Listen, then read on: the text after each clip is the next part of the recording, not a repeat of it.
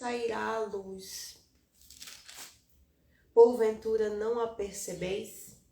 Eis que porei um caminho no deserto e rios no ermo. Eis que faço uma coisa nova. Deus, ele faz uma coisa nova todos os dias na nossa vida. Ele faz as misericórdias dele se renovarem a cada manhã. Ele faz tudo novo todos os dias na vida daquele que crê. E a palavra de hoje é para aqueles que têm andado longe de Deus, para aqueles que têm andado mais inundados em seus pecados, em suas falhas, achando que não podem se aproximar de Deus por conta disso. O Senhor traz uma palavra para você, uma palavra para você se arrepender hoje dos seus maus caminhos, da distância que você tem andado do Senhor, para que você possa voltar para os braços do Pai. Para que se um dia você esteve nos braços de Deus, você possa voltar como aquele filho pródigo. Aquele filho pródigo, ele se arrependeu e voltou para o Pai, para a casa do Pai.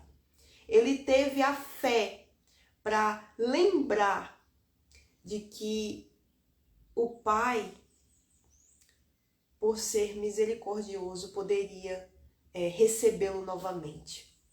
E ele iria voltar para o Pai e pedir perdão, e pedir para que o Pai o colocasse como um dos seus servos. Mas pelo menos ele estaria ali, tendo comida, água, roupa, enfim, uma moradia.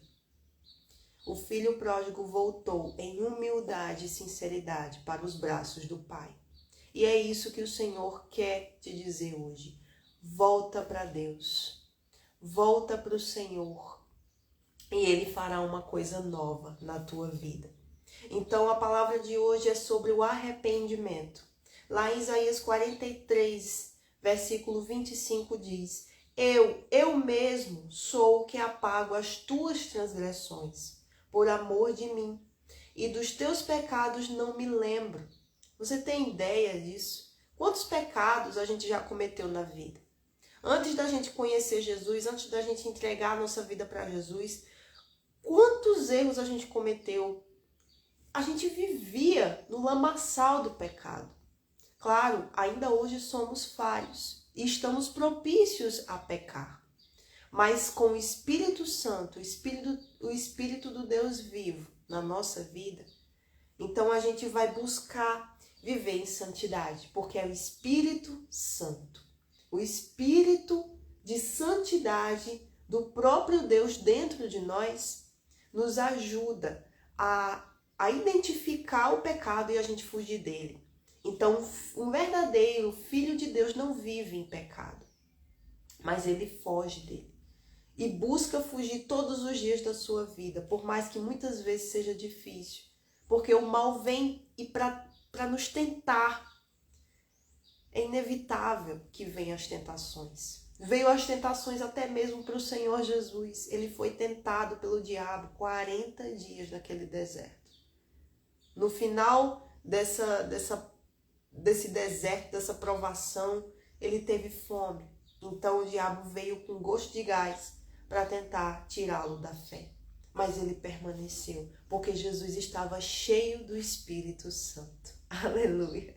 Então não é isso que a gente tem que fazer todos os dias? Estarmos cheios do Espírito Santo de Deus para a gente enfrentar toda e qualquer tentação, fugindo do pecado, permanecendo na fé. A palavra de Deus nos ajuda. E ela nos diz que podemos nos achegar a Deus em humildade e sinceridade, porque Ele apaga as nossas transgressões. Ele apaga os pecados que um dia cometemos. Mas, para que isso aconteça, para que Ele não se lembre mais dos nossos pecados, nós precisamos, de fato, nos arrepender. Eu estava pensando nisso porque muitas vezes a gente tem remorso.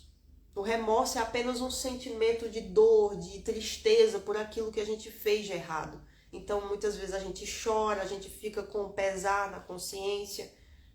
Mas, quando vem novamente a situação, a gente comete o mesmo erro. Ou seja, aquele sentimento de tristeza passa e a gente acaba falhando novamente. O arrependimento não. O arrependimento é tipo um nojo que a gente tem daquilo que a gente fez. E a gente tem dentro de si, não, eu não vou mais fazer isso. Eu não posso mais fazer isso. Então o arrependimento nos permite poder nos achegarmos a Deus, pedir misericórdia, buscar a força dele, o poder dele, para a gente não viver mais naquele pecado. Então aqui diz, diante do verdadeiro arrependimento, o perdão é imediato. Arrependimento não é remorso. Remorso é apenas um sentimento de tristeza momentânea ou vergonha por algum erro cometido, sem atitude alguma em relação ao erro. Então, arrependimento é quando a gente toma uma atitude de mudança. Sabe uma atitude de fé que a gente toma diante de uma situação? É como isso, o arrependimento é uma atitude. Não é uma reação assim de tristeza, de choro. Muitas vezes eu agi dessa forma. Muitas vezes eu tive remorso. Mas quando veio a situação, eu acabei falhando novamente. Mas Deus, Ele quer nos dirigir no caminho correto, no caminho da salvação. Então Ele nos traz o entendimento, nos traz a sabedoria, para que a gente possa, nas situações, escolher a boa parte, o arrependimento, para que Ele possa apagar as nossas transgressões e fazer algo novo na nossa vida. Então olhe para a sua vida nesse momento, olhe como ela está agora. Você tem buscado a Deus, você tem se colocado diante do Pai, porque Ele é santo. E quando a gente se coloca diante do santo, a gente se santifica também. A oração, ela santifica a nossa vida, a nossa alma. A meditação, ela nos santifica, porque é o Espírito Santo aqui em palavras. É o próprio Senhor Jesus, o Santo de Israel, diante de nós, a Bíblia. Então, faz tempo que você pega na Bíblia, faz tempo que você fala com Deus, então volta. Volta enquanto há tempo. Faz tempo que você foi à casa de Deus, vai. Torna aí. Torna para a casa do Pai. Fica ali no aprisco com as ovelhinhas do Senhor. Porque se o Senhor é de fato o nosso pastor, então a gente está junto das ovelhinhas. Então a gente está no pasto do Senhor, no aprisco das ovelhinhas. Então a gente está ali todo mundo junto, como uma família espiritual. Não tem essa coisa de, eu não preciso de igreja. Todos nós precisamos sim. A igreja existe para isso, para estar todo mundo junto, numa mesma fé, no mesmo batismo, cultuando ao mesmo Deus. O Senhor Jesus, ele reunia o povo se reunia ali, era uma multidão, aquilo ali era como a igreja.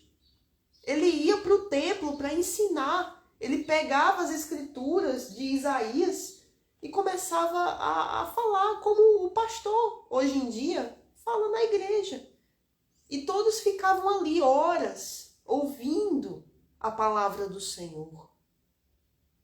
Isso é igreja. Porque ali, naqueles momentos, a palavra de Deus estava sendo dada. Qual a importância que você dá para a palavra de Deus? Devemos buscá-la todos os dias da nossa vida. A cada dia tem sido mais difícil. A apostasia está aí. Cuidado. Fica na casa do Pai enquanto ela está disponível, porque vai haver um tempo que não vai estar mais. Vai haver um tempo que vai estar tudo fechado. Então aproveita. Aproveita para estar na casa do Pai, para estar ali desfrutando das maravilhas do banquete espiritual que Deus tem para dar. para cada um de nós, porque isso é vida para a nossa alma. Ah, não consegue meditar sozinho? Vai para a igreja. Vai e ouve a palavra, mas faz alguma coisa. Faz alguma coisa para você ter vida em você mesmo. Toma a atitude de cuidar da tua alma. Toma a atitude de sair do lamaçal do pecado. Porque no lamaçal do pecado, você está no território do diabo. Você está dando legalidade para o diabo agir na sua vida. Você tem ideia do que é isso? Muitos não têm, porque é algo no plano espiritual. O reino de Deus é espiritual. A gente vive uma batalha espiritual todo dia, o dia todo. É uma batalha dos anjos do diabo, os demônios, lutando para tragar a alma das pessoas. E os anjos de Deus lutando também para impedir que isso aconteça. Mas Deus não luta sozinho. Ele quer também a nossa atitude. Ele quer também a nossa ação. A nossa atitude de fé, de estar longe do pecado, de não aceitar que o diabo toque na nossa vida, no nosso corpo. Então esse corpo aqui tem que ser templo do Espírito Santo. Ele tem que servir ao Senhor que o criou, que o formou. Tem que ser a habitação dele. Deus não habita em templos feitos por mãos de homens. Ele quer habitar dentro de você. Você foi feito por ele. É aí que ele quer habitar. Porque ele habitando aí dentro de você, o plano de salvação dele avança. Para que mais almas sejam ganhas. Para que mais almas venham alcançar a salvação. Você vai fazer parte da grande comissão dos eleitos do Senhor, dos escolhidos de Deus, para alcançar almas para o reino dele, para que naquele último dia, naquele dia, no dia das bodas do Cordeiro, no dia da festa, em que estaremos todos lá como uma família, estaremos assentados à mesa do banquete, com o Senhor Jesus, no melhor lugar, no lugar principal, e todos os seus filhos, toda a sua noiva ali, a igreja do Senhor, a igreja espiritual ali, presente. Eu não quero chegar diante do Senhor e ele dizer, como ele disse para aquelas 5 virgens nécias: apartai-vos de mim, eu não vos conheço. Eu não quero isso. Eu quero estar na casa do Pai. Eu quero estar como uma ovelhinha no aprisco do meu pastor. No rebanho do meu pastor.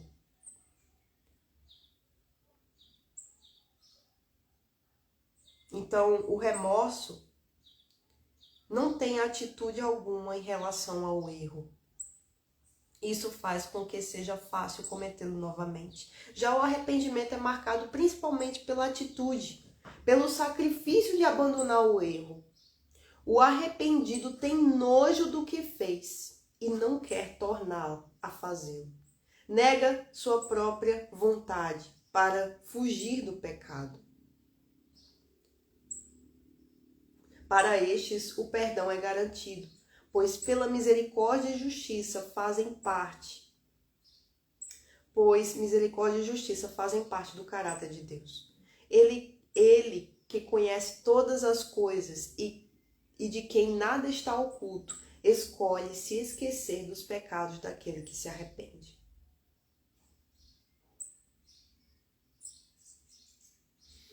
O perdão é garantido para aquele que apresenta sincero arrependimento. Então, o Senhor te chama através desse vídeo. Se você chegou até aqui é porque Deus quer falar com você. É simplesmente isso. E para completar, essa palavra aqui de Isaías 43, só Deus resgata Israel. Ele diz, não temas, porque eu te remi.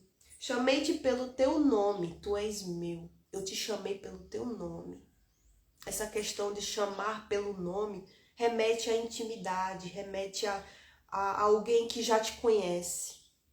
Ele já te conhece por inteiro. Ele já sabe tudo que que você já fez ou deixou de fazer, tudo que já pensou, deixou de pensar, tudo que já falou. Ele já te conhece por inteiro. Mas muitas vezes ele permite situações na sua vida, na nossa vida, que é pra gente acordar e pra gente buscar a presença dele, pra gente correr para os braços dele. É simplesmente por isso. E muitos ficam por aí reclamando, onde está Deus? Onde está Deus? Se pergunte primeiro onde está você em relação a Deus. Onde é que está a sua vida diante de Deus? Você tem buscado a Deus? Você tem buscado a misericórdia dele dia após dia após dia? Se tem buscado, então você é um justo. Se você tem uma aliança com Deus, então você é justo. Então essa tribulação que você está vivendo é para a glória do Senhor, é para que você seja fortalecido, é para que você seja aperfeiçoado na fé. Então tem uma diferença entre aquela tribulação daquela pessoa que não tem Jesus na sua vida e aquela outra que tem Deus na sua vida. Então há a tribulação do justo e há a tribulação na vida daquele que cometeu iniquidade, que está em pecado, que está vivendo na bagunça, na orgia, em tudo que é errado. Então, o que é que tem que ser feito? Analisar a sua vida, a nossa vida. A gente parar um momento do nosso dia, ou vários momentos do nosso dia, e a gente começar a analisar, a gente começar a pensar, a gente usar aquilo que Deus nos deu, que é isso daqui, que é para a gente começar a olhar para nós mesmos. A Bíblia é um espelho da nossa vida, da nossa alma. A Bíblia é como um espelho assim diante de mim. Então ela vai dizer aquilo que eu preciso fazer, aquilo que eu preciso deixar para eu estar em santidade, porque a Bíblia é a palavra de Deus e a palavra de Deus é santidade. Então essa palavra me coloca à prova. É como fogo que prova. É como o ouro que é colocado no fogo para que ele fique ainda mais puro. Quanto maior a chama, quanto maior o fogo, mais intenso o fogo, mais aquele ouro fica puro, purificado. Aquela prata fica pura. Então é como isso. Então a gente se colocar diante de Deus, Deus é um fogo consumidor, o Espírito Santo é fogo consumidor. Então quando a gente se coloca diante de Deus, a gente está ali no altar, a gente faz dali, daquele momento, daquela situação, não importa o lugar que a gente esteja, a gente pode fazer isso até dentro do banheiro, mas a gente faz isso em espírito e em verdade. Ou seja, é como aquela mulher samaritana que ela falou dessa questão, porque os judeus dizem que o lugar onde se deve adorar a Deus é no monte, é em Jerusalém, é no monte. E Jesus disse, virá um tempo, e já é o momento, em que os verdadeiros adoradores adorarão em espírito e em verdade. Então não tem mais essa coisa de, só posso buscar a Deus lá no templo, eu só posso buscar a Deus lá na igreja. Não, é em qualquer lugar.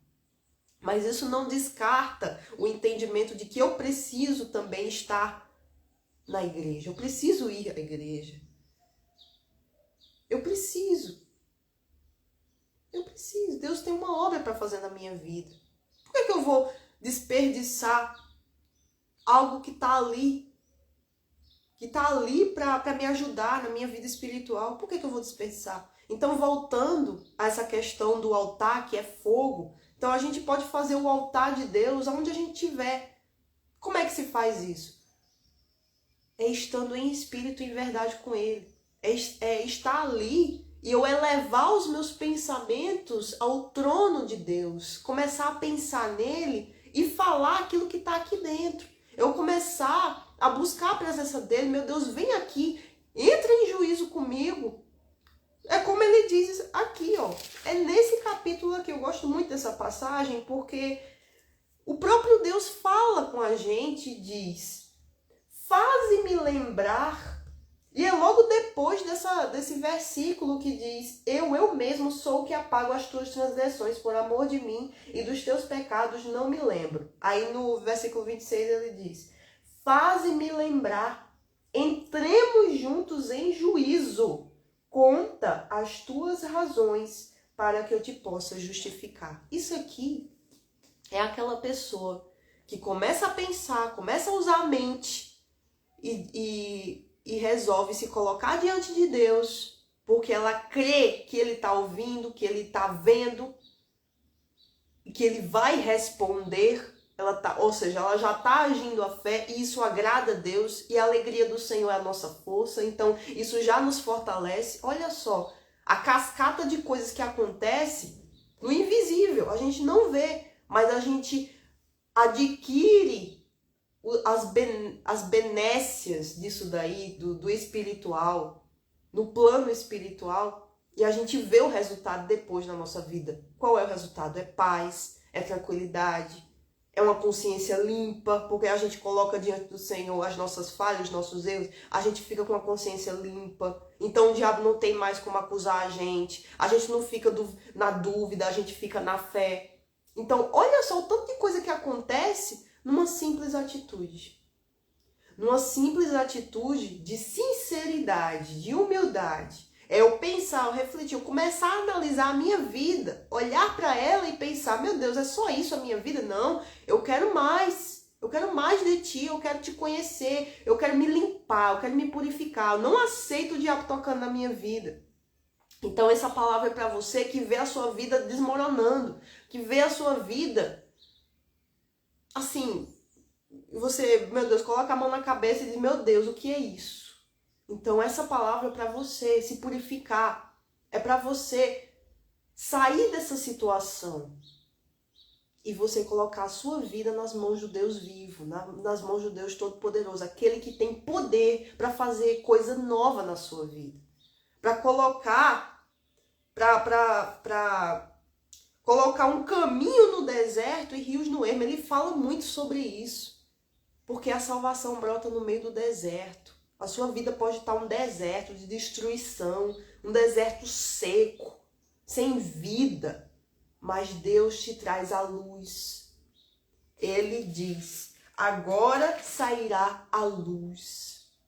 Essa luz é o Senhor Jesus. Essa luz quer iluminar a sua vida, quer iluminar as suas trevas. Deixa essa luz iluminar. Deixa essa luz iluminar a sua vida, porque a luz tudo manifesta. Então ela vai mostrar aquilo que você está errando, aquilo que você está falhando, para que você possa se arrepender disso e se lançar nos braços do Pai. Porque Ele pode te curar, Ele pode te limpar. Jesus te limpa, te sara, te purifica de todo pecado com o sangue dele. Jesus é a luz do mundo. Não se pode esconder uma cidade edificada sobre um monte. Jesus é luz. E Ele quer fazer da sua vida também a luz. Para que você, com a sua vida, com o seu testemunho de vida, possa iluminar a vida dos outros que está por aí. Muitos estão nas trevas, sem Jesus. Então, Ele coloca um caminho no deserto. Os animais do campo me honrarão, os chacais e os avestruzes, porque porei água no deserto e rios no ermo, para dar de beber ao meu povo, ao meu eleito. Sejam escolhidos do Senhor. Busque o Espírito Santo. Busque a santidade ao Senhor. E você vai encontrar a plenitude de vida, você vai encontrar o verdadeiro sentido para a sua vida. Então essa palavra é para que você tome atitude agora, de se colocar diante do Senhor, de colocar diante dele as suas razões, para que ele possa te justificar. Se colocar diante do Pai, para que você possa viver o novo na sua vida. Sair desse lamaçal do pecado, sair dessa vida monótona, dessa vida sem sentido, dessa vida meia boca e começar a viver o novo de Deus. Começar a viver os propósitos de Deus para a sua vida, porque os propósitos de Deus são perfeitos. Então, que essa palavra possa ser água para o sedento. Que essa palavra, o Espírito Santo, possa se utilizar dela para tocar você. Para fazer algo novo na sua vida. Amém? Deus abençoe a sua vida. Que você possa ser guiado pelo Espírito Santo a cada minuto do seu dia. E que você possa ver a manifestação do poder de Deus na sua vida. porque Ele quer fazer algo novo em você. E através de você alcançar outros que estão por aí, sedentos desse rio de águas vivas também. Se lembre, Jesus é a luz. Ele quer iluminar a sua vida. Mas você tem que primeiro abrir a porta do seu coração, porque Ele bate. Ele bate a nossa porta. Ele não é como o diabo que entra e destrói tudo, sem a nossa permissão. Jesus, Ele é educado. Ele é disciplinado. Ele é o Filho de Deus que veio para tirar o pecado do mundo. Se lembre, para os arrependidos, Deus dá o perdão e não se lembra mais dos seus pecados. Ele faz uma vida nova. Deus abençoe e até a próxima.